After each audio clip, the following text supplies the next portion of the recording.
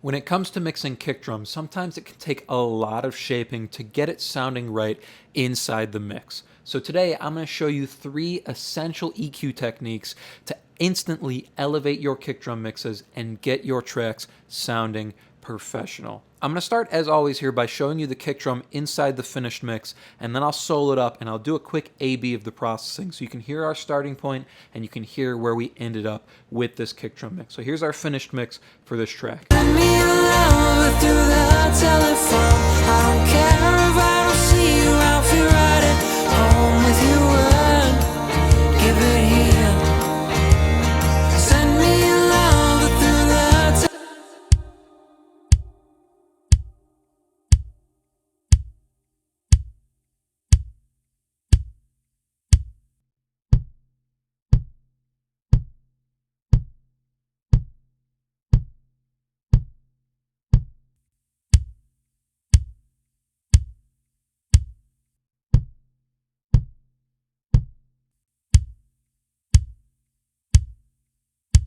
You can hear it's a pretty weak sounding kick drum to begin with. It doesn't have a lot of life, a lot of weight to it. It definitely doesn't have any attack or energy to it. But what I want you to notice as I A-B the processing here, take a look at the volume level. Sometimes it's actually louder without the processing in, but when you click the processing in here, our kick drum feels so much bigger because of the EQ techniques we're using here to shape our kick drum. So one more time here, without the processing and then with, and pay attention to our overall level here on the kick drum.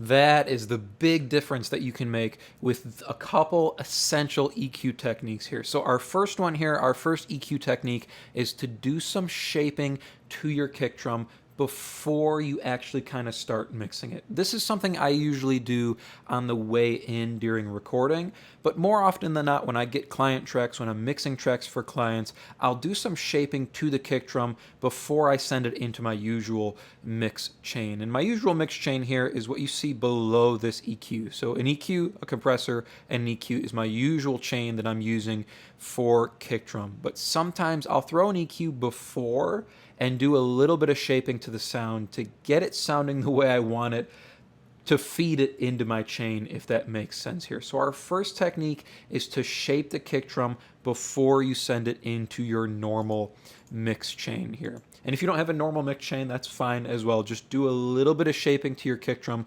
on the way in here. And you can see there's a lot of moves here, but I'm going to explain each one as we go down here. The first one, and probably the most important one, is just controlling the bottom end here. I have a high pass filter up at 42.8 hertz here, so almost 43 hertz, 12 dB per octave slope. I want to control the sub area here on our kick drum before it hits anything else in the chain here. Before it hits a compressor, before we boost bottom end, I want to get that sub area in check. So take a listen here, and I'll click in this high pass filter.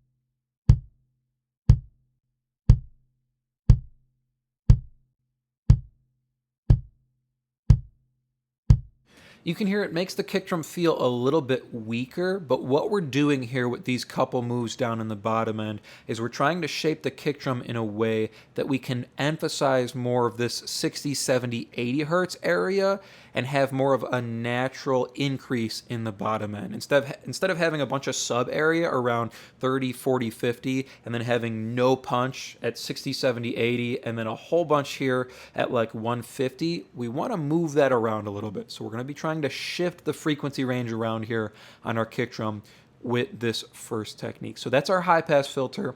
Now, the next thing I'm doing here is there was a ton of energy in this low mid area around like 140, 150. and it seemed like the fundamental in our kick drum was living in this area instead of our 60, 70, 80. So I'm doing a huge cut here, almost 15 dB at 140. Take a listen to what this does for our kick drum.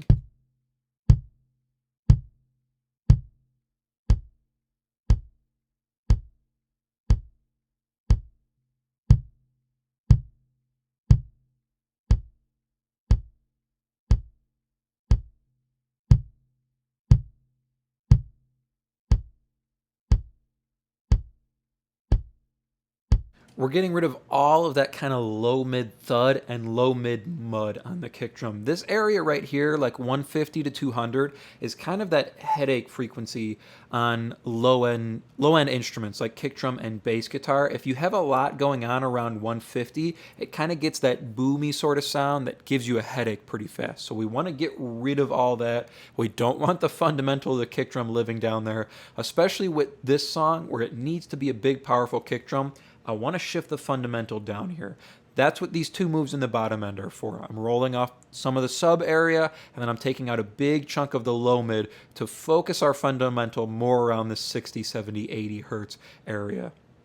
Now, the next couple shaping moves here, there's one in the mid-range around 500 hertz, 493. There was just some mid-range clack going on that I didn't want in the kick drum, so I'm pulling out about 7.5, almost 8 dB here. Take a listen to how this changes our kick drum tone.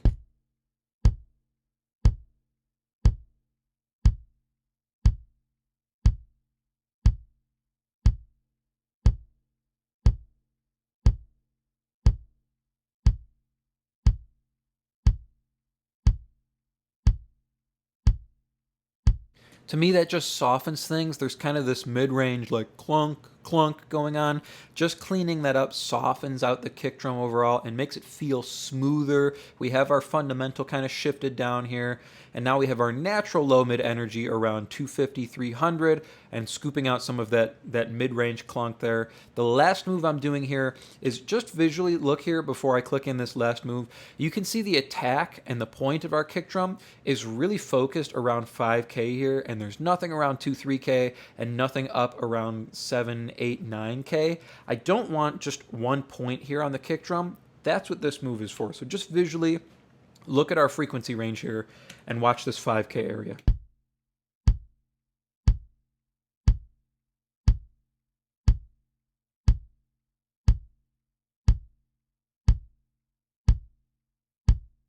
You can see there's way more energy around this 5K area for attack than there is around the 3K or up at 8K area. So I'm going to pull some of this down before I hit the rest of my chain. So as I boost top end, it's more even. I want to have an even top end going into my first EQ here, or technically our second EQ, our compressor, and our last EQ. I want things to be even as we hit the rest of the chain. That's what this move is for here.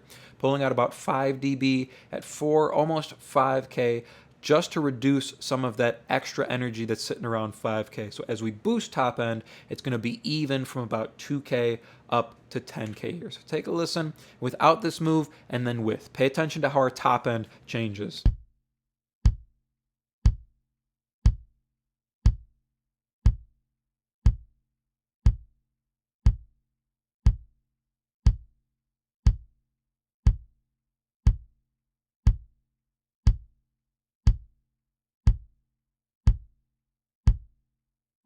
Pulls out some of that basketball sound on the kick drum. Sounds like the top end when you're like bouncing a basketball on the gym floor, just reducing some of that and making it a more even, softer top end here. So let me just A-B this first EQ. This is our first essential EQ technique when it comes to mixing kick drum. So you want to get it shaped before you send it in to any boosts, any compression, anything like that. Get rid of any energy you don't need, any clunks, any fundamentals that you don't want in the right place here. So we have this big one around 140. Want to shift that lower, any extra sub area, and any kind of basketball sort of sound attack up on the top end. So here's without, here's our before, and then I'll click it back in. You can hear where we shaped it to sit to go into the rest of our chain.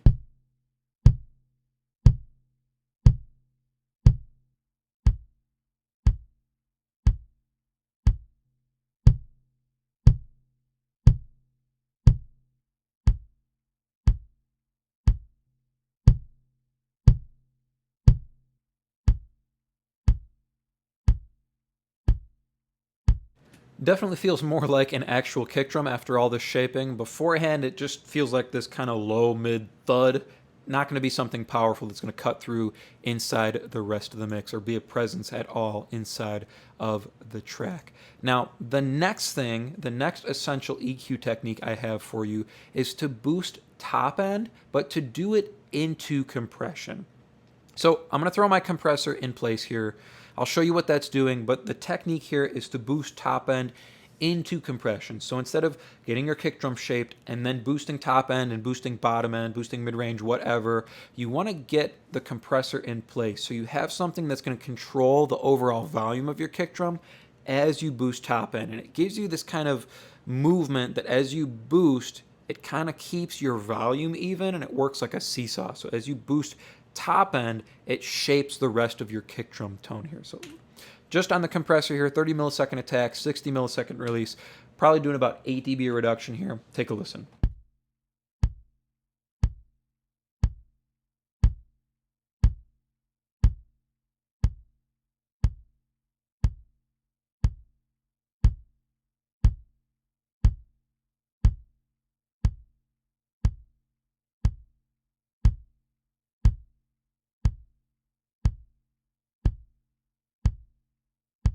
Overall, just trying to get more attack out of the kick drum here, and the really, really fast release just makes sure that any low-end energy we boost isn't going to get clamped down on, right? So a longer release means the compressor is going to hold on longer and keep our kick drum lower. A really fast release means we get that initial spike down, and then we let go, so any bottom end afterwards has plenty of room to bloom as we boost. So back to our essential EQ technique here is we're boosting top end into our compressor. So now that we have our compressor set up, there's two big moves I'm doing here in the top end. I've got one that's 24 dB at 9K, so cranking the 9K here on our kick drum.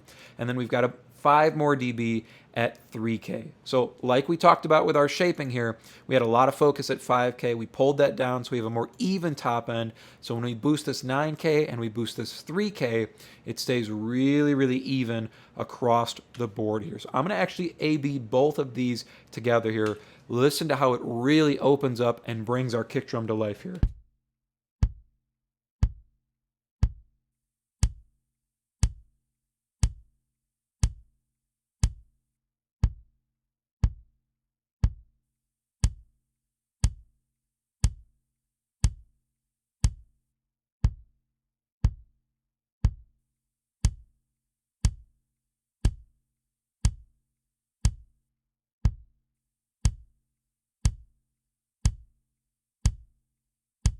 Suddenly we have this nice, beautiful click on the kick drum now, and the top end attack doesn't sound like a basketball hitting the gym floor. It sounds like an actual beater hitting a kick drum head, and that's going to cut through really, really nicely inside of this track. So a bunch at 9K here, and this is always going to depend on how much top end is actually there on your kick drum. There was definitely not a lot here to begin with on this kick drum. So 24 dB at 9K, and that's adding that beautiful top end click here. And then just a touch more, 5 dB at 3K. That's adding some more high mid attack and clack to the kick drum, so it'll actually feel bigger on the attack all the way through. And just instead of just having this top end click, it has some high mid clack to it as well. So that's our second essential EQ technique. We want to do that into compression, so our compressor is going to hold those top end boosts in place so that we can do our final essential EQ technique, which is to boost bottom end post compression. I know there's a top end boost here as well. Don't pay attention to that at the moment. We'll get to that in a second, but we're boosting bottom end post compression. So once we have our kick drum even and we have it shaped the way we want it, then we can come back and we can boost even and consistent bottom end energy. If we were to do this before compression, before our kick drum was even out, we're going to get an inconsistent bottom end. Sometimes we'll have more low end, sometimes we'll have less. It'll be moving around a little bit more. If we get our kick drum compressed and even first, when we come here to boost bottom end, it's going to be very, very consistent and very, very even inside of our track. So let me turn off these boosts here, and we're going to go through. More often than not, this 80 hertz boost, which is the biggest one here on this last EQ, is all I'll do on kick drum. But because of all the shaping we've had to do here on this kick drum, there's two other moves that I had to do in addition just to get our kick drum feeling full. Our first one here though, 80 hertz. I like parking the fundamental and kick drum around 60, 70, or 80. It's that frequency that hits you in the chest and makes the kick drum feel big here. So first without and then with 15 dB boost at 80 hertz. Listen to all the weight, we get here on our kick drum.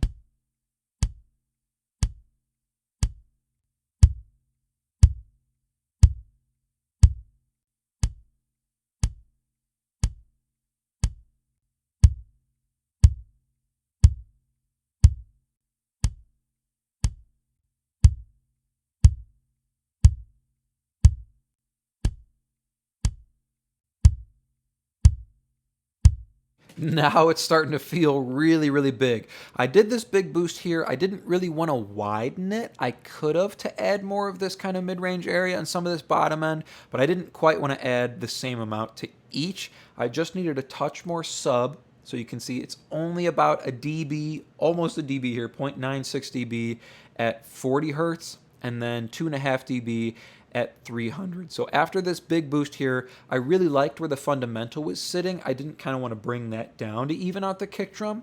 I just wanted to touch more mid-range here, still kind of trying to get rid of this area around 150. So boosting at 80 and then boosting at about 300 here, and then a little bit more around 40. So I'm going to hit play and I'm going to add these two in. Listen to how it gives us a little bit more bottom end weight, and then it brings our bottom end up towards that 300 area. This is the frequency that helps your kick drum feel big on smaller speakers, this 200, 300 hertz area. Still trying to avoid that 150, that headache frequency, but up around 300 gives your kick drum some mid-range fullness, so it feels big on speakers that aren't necessarily reproducing the 40 and 80 hertz.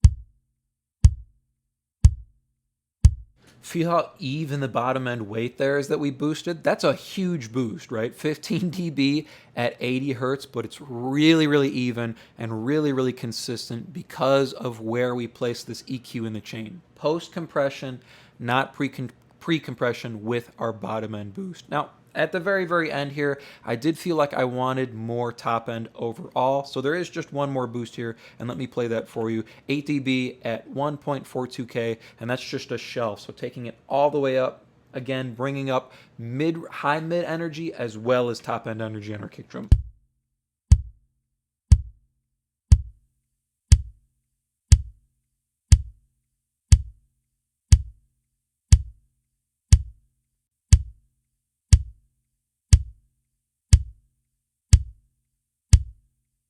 There's a limiter there at the end of the chain as well. Doesn't look like it's doing anything.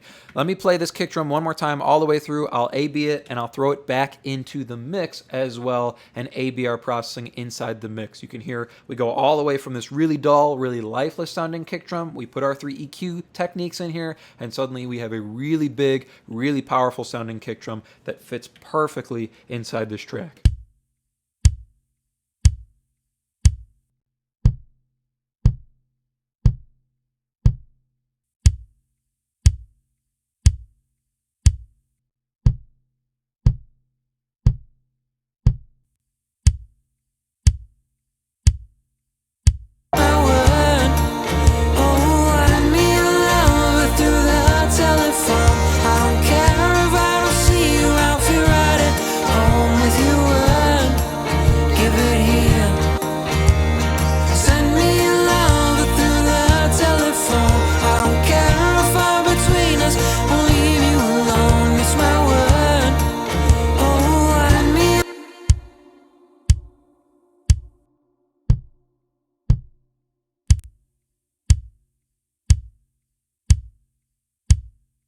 Three essential EQ techniques for a powerful and professional sounding kick drum.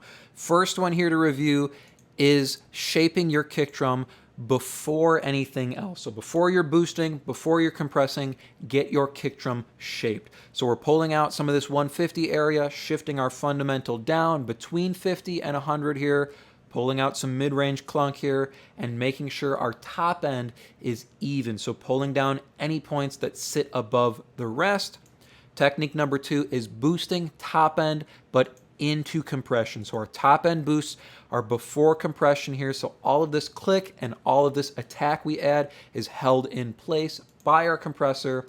And our third technique here is to boost bottom end at the end of the chain. So post compression. So all of this bottom end energy we're adding is consistent and even inside the mix. I hope that was helpful for you if you are looking to go a little bit deeper into the mixing process and really start to hone your workflow as an audio engineer. Then I have just the tool for you, and it is completely free. It is my 7-step mixing checklist, and it's just a simple PDF guide that will walk you through the entire mixing process step by step to help you get professional and radio-ready mixes without any more of the guesswork. Completely free for you to download, and you can get access to that by clicking the link below in the video description. Thank you so much for watching, and I will see you in the next video.